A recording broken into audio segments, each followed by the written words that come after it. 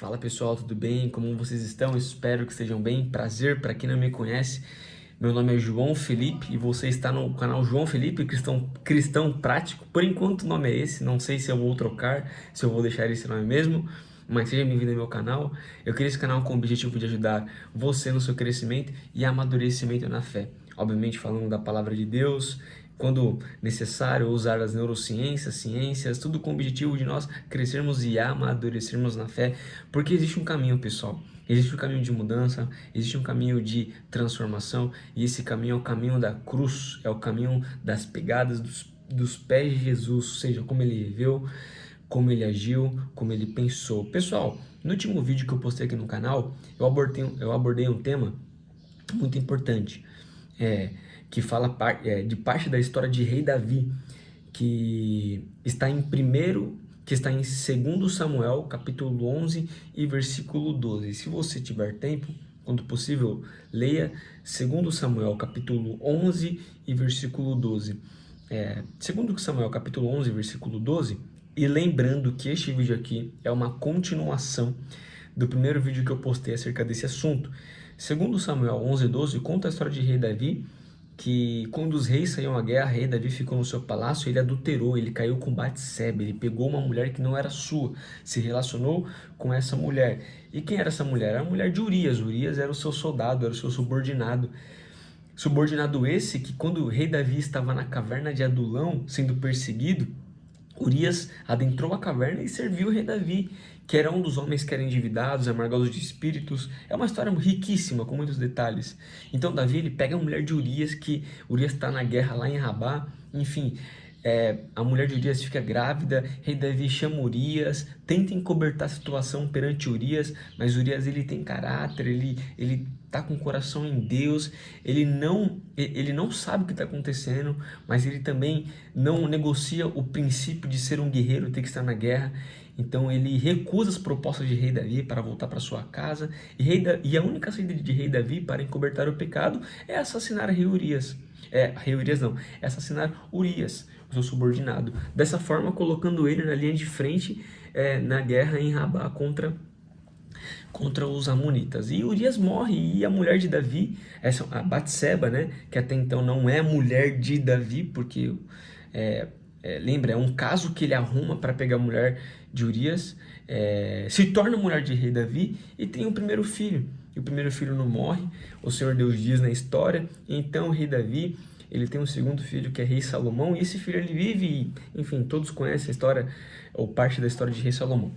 Mas há um detalhe nessa história, e aqui é a continuação do vídeo. Há um detalhe nessa história, pessoal, que nos marca muito, E rei Davi, ele é homem segundo o coração de Deus, enfim, mas João Felipe, eu acredito que rei Davi ele é homem segundo o coração de Deus, não necessariamente só porque ele conquistou as terras que tinha para conquistar, porque minuciosamente ele obedecia a Deus,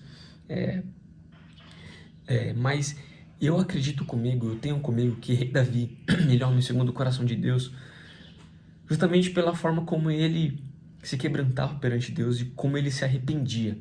Porque quando Davi peca, ele se arrepende. E esse arrependimento ele é genuíno. Isso não anula a sentença de Deus, não anula a correção, mas ele se arrepende. E lembra que no último vídeo eu falei que nesse vídeo nós iremos falar acerca do arrependimento de rei Davi? Então, eu vou abrir aqui em Salmo 51, é breve, tá? Não irei me alongar muito no vídeo. Salmo 51. Então, quando Davi ele peca com Batseba, e quando ele mata Urias, o profeta Natã, lá do meio do povo de Israel, vem e com uma mensagem de Deus confronta ele.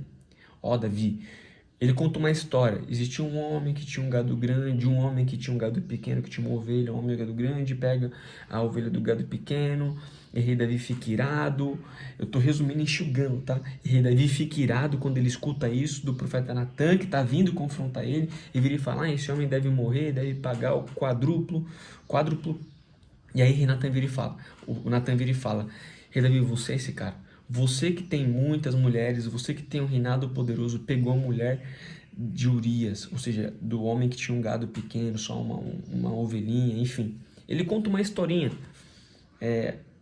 E rei Davi, quando o profeta Natã vira e fala, você é esse cara, rei Davi, Rei Davi vira e fala assim: pequei contra o Senhor, pequei contra o Senhor.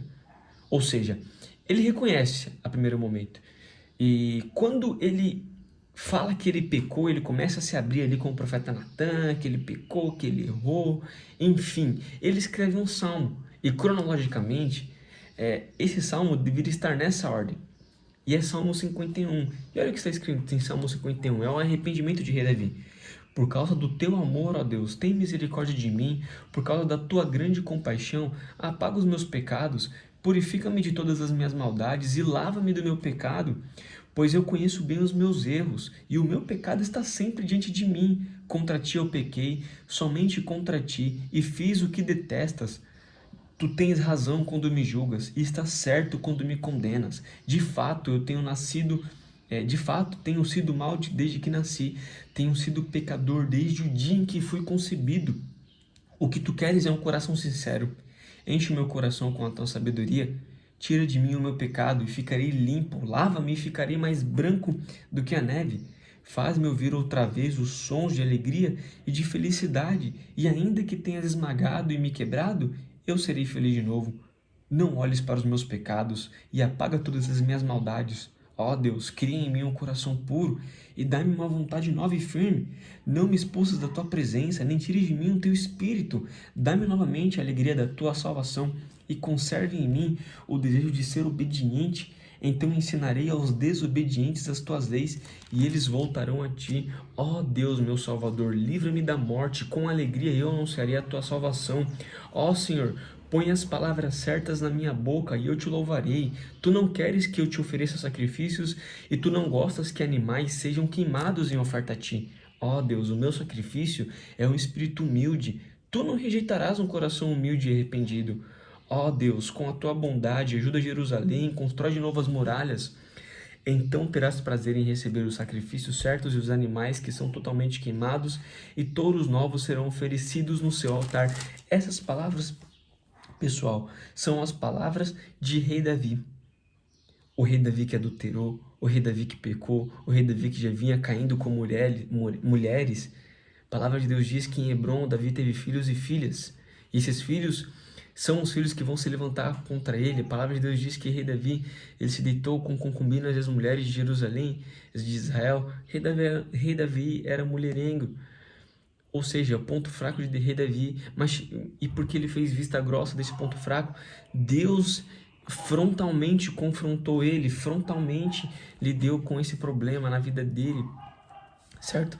E quando Deus ele confronta ele, Rei Davi ele se arrepende, cara. Tudo bem que o Rei Davi foi horrível, irmão. Assim como eu e você faz coisas horríveis. Mas ele se arrependeu, ele se quebrantou. E isso chegou até Deus, cara. E ele escreve esse salmo, que é o Salmo 51. Leia Salmo 51 depois. Faça das suas orações a oração de Salmo 51.